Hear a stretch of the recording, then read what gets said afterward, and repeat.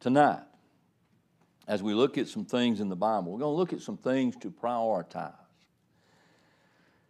And when I say prioritize, that means we think more of it and we need to utilize it. And then there are things that we don't need to prioritize. We'll be looking a little bit about the subject of covetousness. You know, there are a lot of people who covet certain things. And these things are not always those things we need to be striving to obtain. And so when we talk about prioritizing, you know, that means you put your emphasis toward a particular point, you know. So let's talk first of all in the book of 1 John. This will be 1 John chapter 2. This will be verse number 15. Now, if you want to read, that's fine. I want you to. I want to call on you. I want you to read. If you don't, and don't worry about offending me if you don't want to read, that's fine. We'll just move on to someone else. But let's look at 1 John chapter 2. We're going to look at verse 15. And I want you to realize we're looking at things and we're looking at the word prioritize. And so, Amy, we're going to start with you. 1 John chapter 2, verse 15. Love not the world, neither the things that are in the world. If any man love the world, the love of the Father is not in him. Okay, now somebody in your own words, this is what Bible study is about, for all of us to be involved in it. He said, love not the world, neither the things that are in the world. If any man love the world, the love of the Father is not in him. Now let's talk just briefly about what this really and truly should mean to us as a Christian. Love not the world. And I'll tell you something else. I'll give y'all a for instance on this. You know, I've always said, and I made the comment one time, I said, if anybody's ever going to take what they got with them, this man will, and I'm not going to say his name. This actually happened. We were up on Cemetery Hill, and I was performing the cemetery. I was performing the funeral on Cemetery Hill. As the preacher made it up there, and the funeral people made it up there, and here comes the hearse with the body. For some reason or another, and how it ever happened, I'll never know. I may have told Alan about this. There was a Wells Fargo truck that got caught up in that funeral procession. And I'm standing there looking, and two vehicles back from the hearse is the Wells Fargo truck. And I looked around and I said, I told y'all, if anybody's ever going to take it with them, he's going to. This fella here, he was a nice old fella, but he absolutely, God wouldn't know where in his life, you know. And I've had to do a lot of funerals that way, but it was so funny to see that Wells Fargo truck. It just got, for some reason or another, it just left the bank, got caught up in the funeral procession, and there it was. 2 vehicles back from the hearse. And everybody was going, you was right. I shouldn't have ever made that statement. Okay, let's go to Hebrews 13:5. Hebrews 13:5. Now, I'm going to be on my right side now. Darrell, would you mind to read that? I'm going to call on y'all because y'all with me tonight. And I want y'all to listen to this verse. Hebrews 13:5. Let your conversation be without Covetousness. And be content with such things as you have. Okay. All right, let's talk a little bit about this old verse. Let your conversation, that's your manner of life. That's what that word actually means, is your manner of life. Let your manner of life be without covetousness. Now, what that means is find contentment. He says, and be content with such things as you have. Now, how many of us actually live a satisfied life with the way we are and the things that we have? Should we not live a very content life? And when I say that, I want you to think about things like this. We still live, believe it or not, in the greatest country in the world. I know it's failing, and I know there's a lot of things going on and everything, but we still live as a free society right now. That's a great and wonderful thing. Not only that, but most of us have an automobile to travel in. We have clothes to wear, food to eat. We have a place to go worship, and nobody's going to mess with us. And you know, In all honesty, when you think about this, he says, find contentment. Find contentment. Now, a lot of people can't find contentment in the way that we are because they cannot count their blessings. You know, years ago, someone told me, they said, you know, the best way to get yourself focused in the way that you need to be as a Christian. I said, no, sir, what? How? He said, you begin and you count your blessings. Now, what's a blessing? You know, I'm glad you're over there, Timothy. And be without covetousness. Mm-hmm. I mean, we're talking about envy or wanting. Yeah, it's sort of like if you covet something, that means you prioritize it. That's what that's about. But now let's think about what we're talking about here. Be without covetousness and be content with such things as you have. Not any of us are going to admit that we don't have wants in life, right? We all have wants in life. You know, might be a different automobile, might be some form of clothing, it might be a gun, you know. It might be anything that you might want. Y'all know I'm sick. I have a brain that's got a gun in it. But anyway, when you think about this, he says you learn to be content with such things as you have. Now, do we ever get enough? I mean, it's almost always that we're still on the end of wanting. We want, you know. There's nothing wrong with that except don't let that govern your life without understanding contentment and counting your blessings. You know, you could start and count your blessings, and I promise you, you'll run out of fingers and toes before you know it. Anybody got a thought or a comment? This is Bible, and this is what really and truly should govern our lives, is what God put forth in the book. Now, let's go to another passage here. In thinking about things that should matter to us. Colossians chapter 3, verse number 2. Colossians chapter 3, verse number 2. Marilyn, would you deal with that one for us, please? Set your affection on things above, not on things on the earth. Okay. Now, set your affection. Can we define the word affection? What is that? It's feelings, okay? You care about it. That's right. Your affection.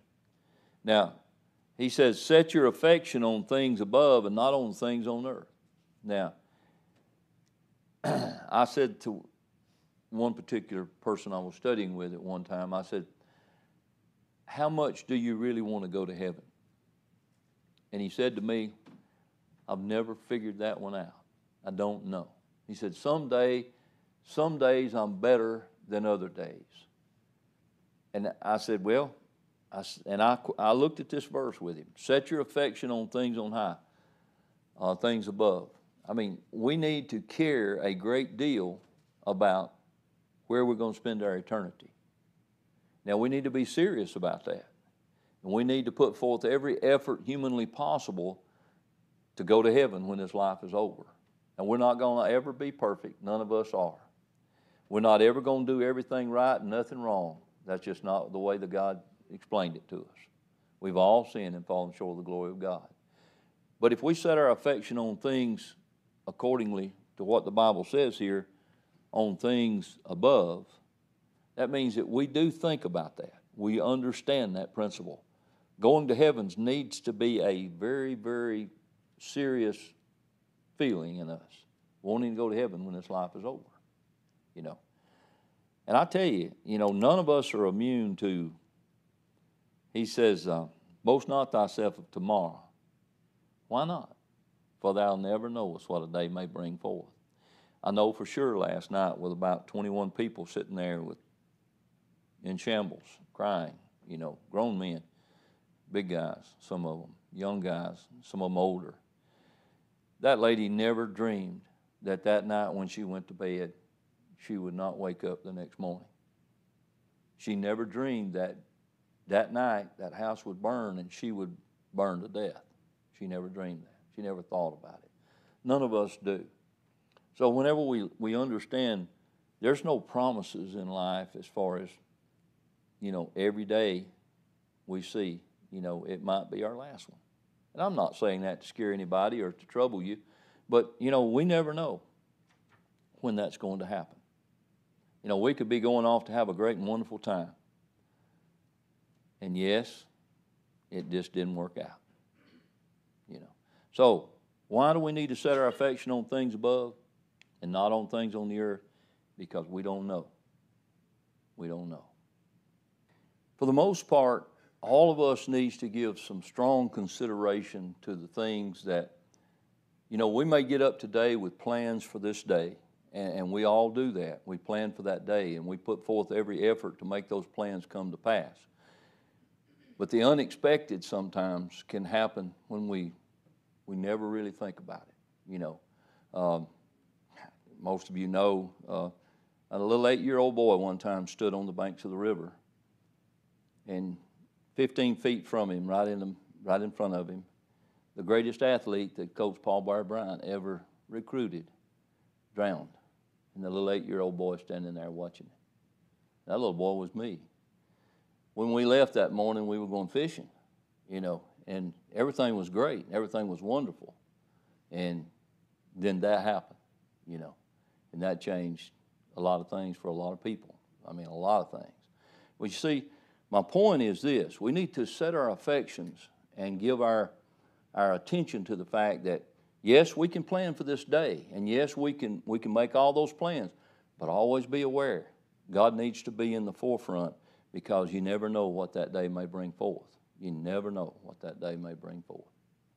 There's a lot of sadness and a lot of hardness with folks about, death is a terrible thing, but it's something that God said it's appointed unto man once to die.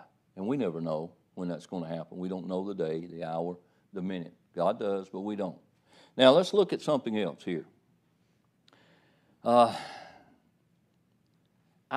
I'm thinking about Luke chapter 12. I'm looking at verse number 34. Now, this verse here will kind of go in line with some of the other things that we've talked about, but it sort of puts us into the mindset of how do we prioritize things. Let's go with Timothy. Can you read that? Okay. This is verse 34 of Luke 12. When we prioritize God, though, it makes life so much easier for all of us to have God in the forefront of our life, knowing that, hey, today may be it. You be looking for that one, and when you find it, you let me know, and we'll go to another one right quick. Matthew 16, verse 26. Okay. Sandy, you want to get that in for me? I don't have my glasses. You don't have your glasses. Okay, Linda, you got it? Matthew 16, verse 26.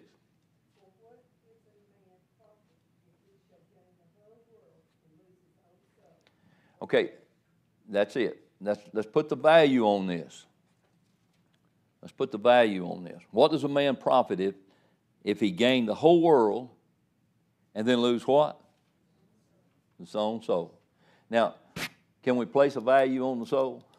I think when you look at this, you see the value of the soul. There is no number for the soul. I mean, that's what you have that's worth the most. Now, we may have a nice home, we may have a brand new car, we may have all kind of material possessions, but we don't have anything as valuable as our soul.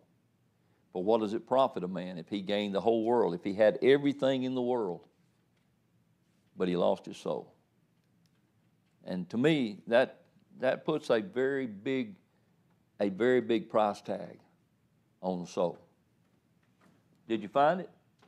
Not yet. We'll be okay. We'll keep looking. All right. Let's go with the next one I want to look at is Matthew chapter 6 and verse 19. Matthew 6 and verse 19. Zach, you want to read that for me?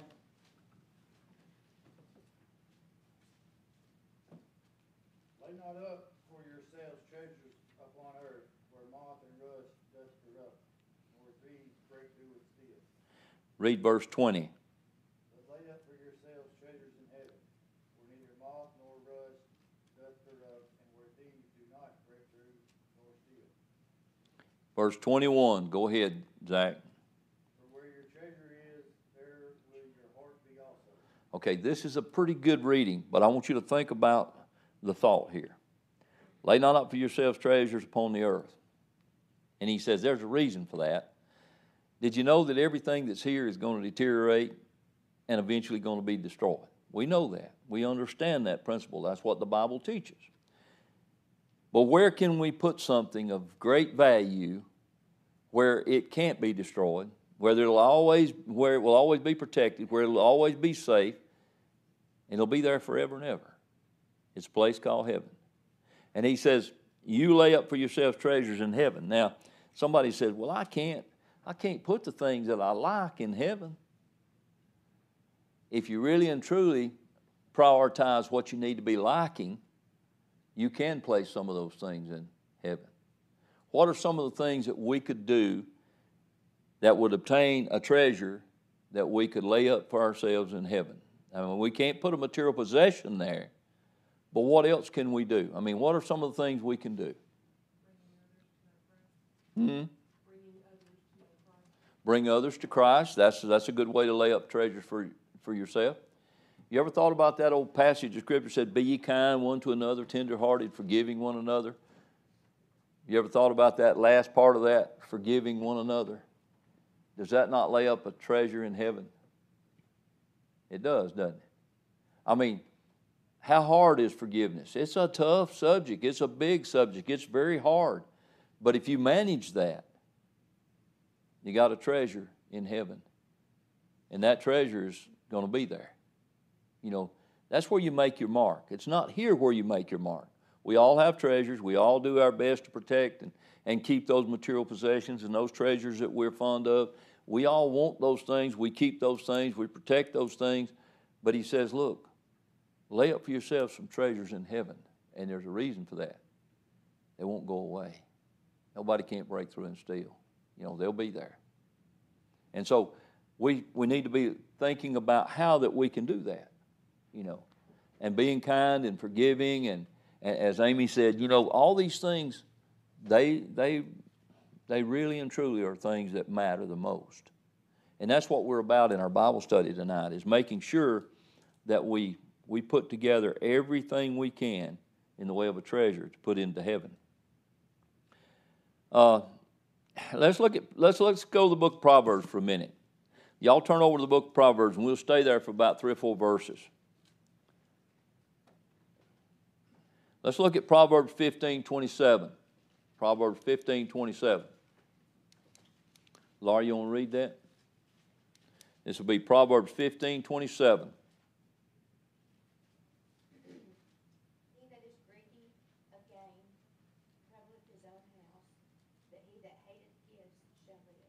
Okay.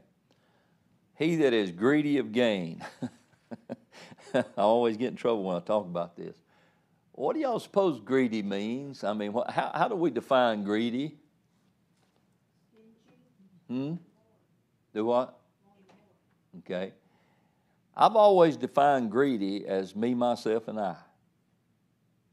You know, when you think about nobody else but self, you know, that to me builds an element of greed.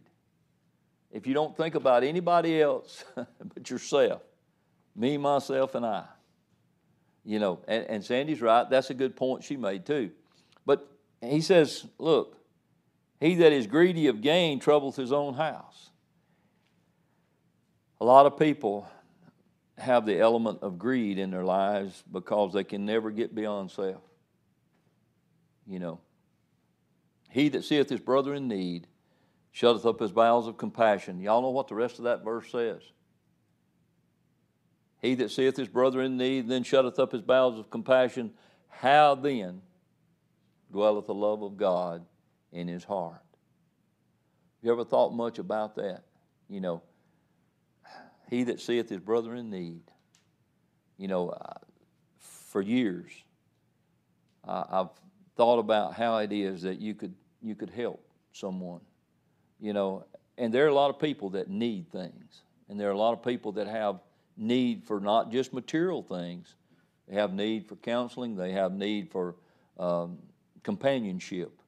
They have need of a friend. They have need of someone to just talk to from time to time. And you know, it's to the point where we ourselves need to put ourselves in a position where if we can help, if we can do something for the cause of Christ to help someone that's in need, we need to do it.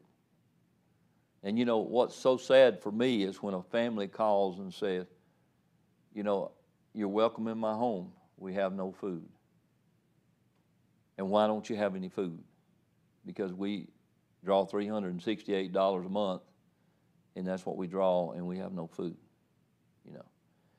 And I'm thinking in my mind, you know, sometimes when you go out to eat, anybody ever been out to eat and it costs you more than $50? Some of you do, right?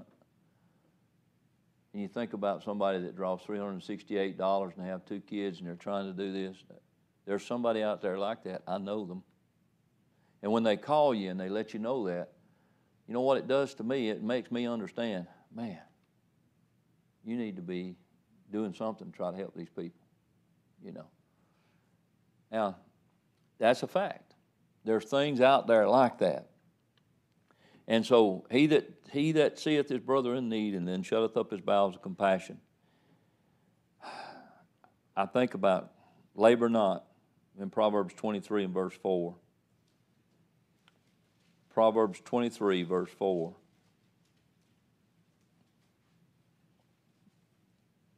This one right here, it resonates on occasion. Betty, let's go all the way to the back in the corner. Labor not to be rich, cease from thine own wisdom. Okay, read verse 5 for us. Wilt thou set thine eyes upon that which is not, for riches certain make themselves wings, they fly away as an eagle toward heaven. I've thought about that. The riches fly away as an eagle toward heaven. Sometimes he says, you labor not to be rich. And sometimes people forget and they go on with their life and to the point where they pass those and they pass up opportunities. They pass up an opportunity to help someone, an opportunity to do good for somebody. And you know, good deeds, you know, that's another way that you lay up treasures in heaven, a good deed. Something that you know you can do without hurting yourself, without troubling yourself or anything else, but you can do a good deed, and guess what? You can lay up for yourself a treasure in heaven. You know, some people, I mean, it's like that man sitting right there. He grows a garden. He's 90-something years old. He grows a garden. You know why he grows that garden? Mostly so he can give that stuff away to people. And you know, can you imagine what, you know, I mean, that it takes a lot of work and effort to grow a garden. But the benefits of gathering those victuals and sharing them with others that might not have put forth the effort, that might actually need some of those things. And you know, I wished it was where people today, they had to grow a garden and do that instead of going to McDonald's and picking up a 40-cent make-believe piece of meat, you know. But people do what? They can if they get out and work. They can if they get out and work. He's exactly right. But a lot of people won't do that. We're living in a society where if we would do what the Bible said, he said, if a man won't work, say it again, neither shall he eat. Wouldn't it be something? There'd be a lot of people starving, wouldn't it? There'd be a lot of people hungry. I don't know if you've ever tried to grow a garden. Some of you have. Some of you may not have. But it takes a little effort to put forth and make a garden. Takes knowledge too. That's exactly right. It's a lot more than just putting seed in the ground. You're exactly right. I like Proverbs 30 and 8. This one here kind of is a defining verse of Scripture for what we're looking at tonight. Proverbs 30 and verse 8. I'm coming back to my left side. Nicole, would you want to get that one for us? Remove far from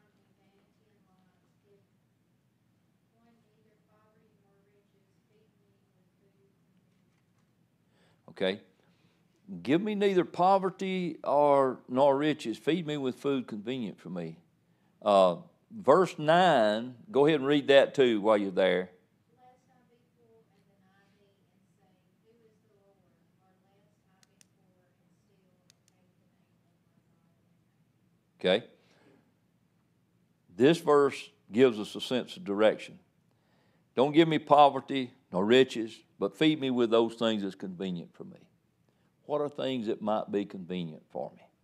We're talking about something that would make us full. Lest I be full, he says, and deny thee and say, Who is the Lord? You know, sometimes people are blessed in such a way that they have an abundance of anything and everything, and yet they still do not recognize those blessings. And they still do not do as we're talking about tonight in sharing with other people, in trying their best to put forth, you know, as best they can, an effort to help someone. And, you know, that's why I wanted to study covetousness tonight, because I'm seeing in our society today there's a lot of selfishness. There's a lot of things that go along in people's lives that they don't never think about. All things are full of labor. There is some effort in every aspect. Let's look at Ecclesiastes chapter 1 and verse 8. Ecclesiastes chapter 1 and verse number 8. Diane, in the back, you tried to hide, but I see you back there.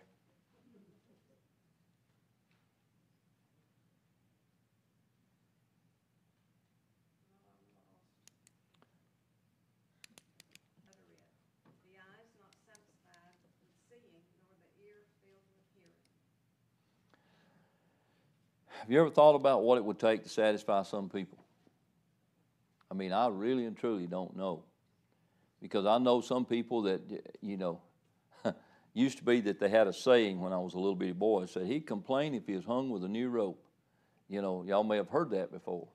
But sometimes people complain constantly and are never satisfied with anything. And, you know, the giving of gifts. You know, I've thought about this a lot of times, the giving of gifts. You know, a lot of times you give somebody something and you may have put forth an effort into it, but you could tell immediately that whenever you gave it to them, they weren't satisfied with that. They didn't care much for it.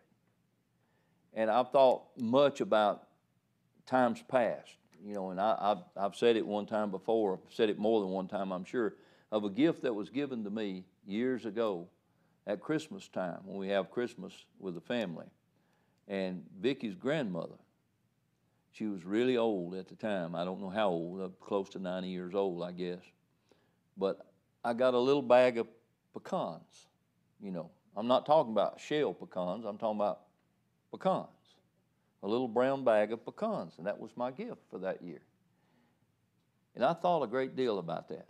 Somebody 90 years old went out in the yard, barely could walk, get around, and pick up those pecans and put them in that little bag and wrap them up and give them to me as a Christmas gift.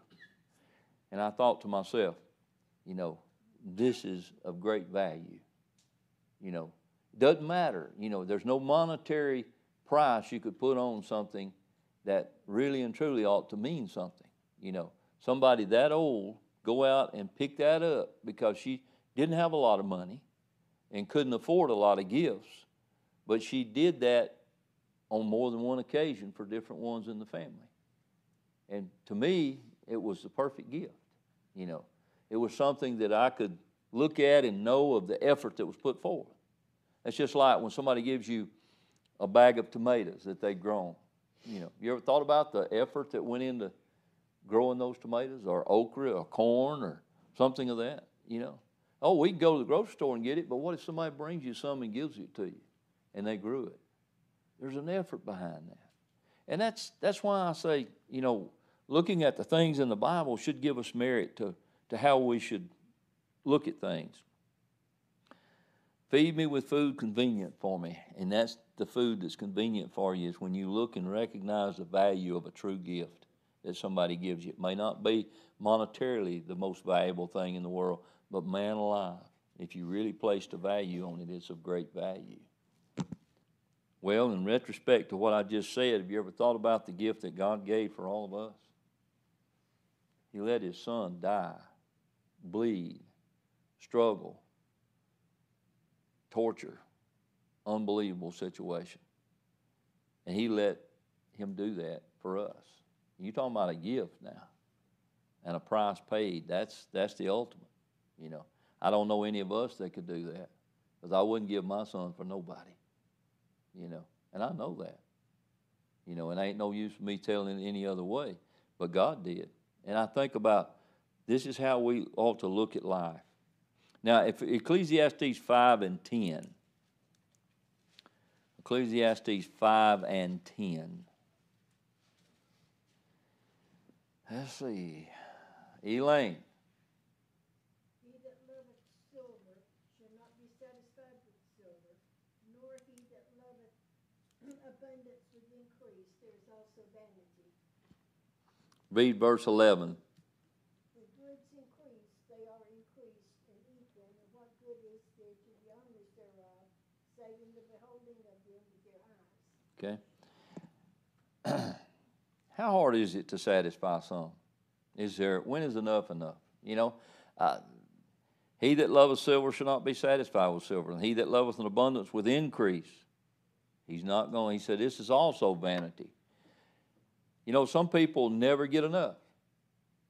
And I don't know how to best define that or describe it to you, but, you know, there are some people that work so hard to be successful in life, and we're all guilty of that, as best as I know. I've done the same thing. You work really hard to be successful in life, to accumulate, to put things together and make things work, and try to put something back and but when do we reach a point whenever this word satisfied comes into play? He said, with food and shelter and clothing, let us therewith be content. How could we do that? You know, those are prioritizing things, you know. That's how we need to be. We need to understand when enough is enough, you know. We don't have to quit, but understand the principle of being blessed to a certain level and know that you are blessed. Count your blessings. It can't really buy the things that, you know, if you're healthy and you're not struggling with any kind of disease, and you're not having some hardships in life as far as physical ailments and stuff like that, you ever thought about what a value you could place on that monetarily? I mean, people go to great lengths. I mean, they'll go to the Mayo Clinic. They'll do whatever it takes to keep their health intact as best they can, you know. But when we're healthy, sometimes we don't think about it until the wheel runs off and we're no longer healthy. Then we begin to think about it. And we go to great lengths to try to keep and obtain that health. And, you know, that's just one of those things. Money can't buy some things. And it can't buy, you know, that's not all that's going to make you happy. There's nothing wrong with being, I guess, what I would say, successful monetarily. There's nothing wrong with that. Not a thing in the world wrong with it. I mean, it can bring a lot of satisfaction, a lot of happiness to you, and we all work toward that. But like she indicated there, you know, to have the ability to purchase food, to have the ability to purchase clothes, to have the ability to live in a comfortable situation where you have heat. And, you know, there's people that's living right now without air conditioning. And, you know, I know a lot of people that says, well, I just couldn't do without my air conditioning. Well, you know, years ago, nobody had air conditioning. Not many that I knew about when I was growing up. They didn't have it, you know. And they said, well, it wasn't as hot. Well, I think it was. I worked on a fishing boat when I was a kid, and I tell you what, it was hot back then as well. So we were used to it. Yeah. We didn't sit inside and cool off, did we? That's right. I appreciate every comment. I want to look at one more thing here before we quit tonight. Oh, Timothy, did you find that? Okay, let's read it. Thank you for reminding me. For where your treasure is, there will your heart. For where your treasure is, there will your heart be also. Okay, very good.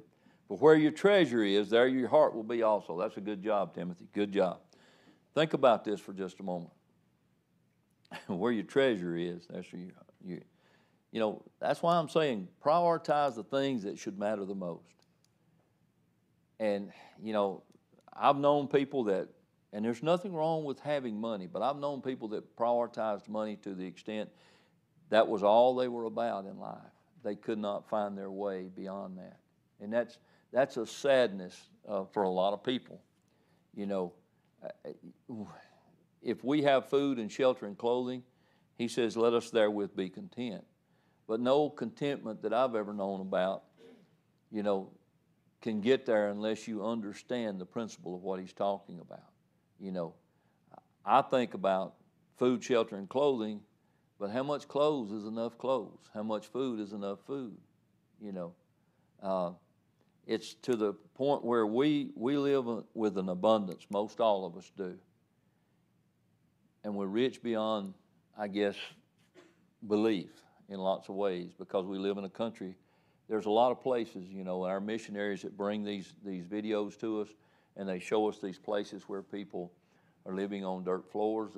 If they have a head of cabbage, that's a great and wonderful thing. If they have a few ears of corn, that's a great and wonderful thing. But most of us, we don't struggle in that aspect of life. So, my point is prioritizing a way to understand how we are blessed, count our blessings. And, the church's job is to provide the gospel. Missionary work is a big, big thing, And the church with 6 or 7 missionaries, those dollars are well spent because they are being spent towards preaching and teaching of the gospel. Benevolence, whenever you go and you put money into an account for somebody to buy food with, or you carry to a grocery store a check and they go to the grocery store and they can spend this amount of money, because that check is there. They have to buy nothing more than just what the food.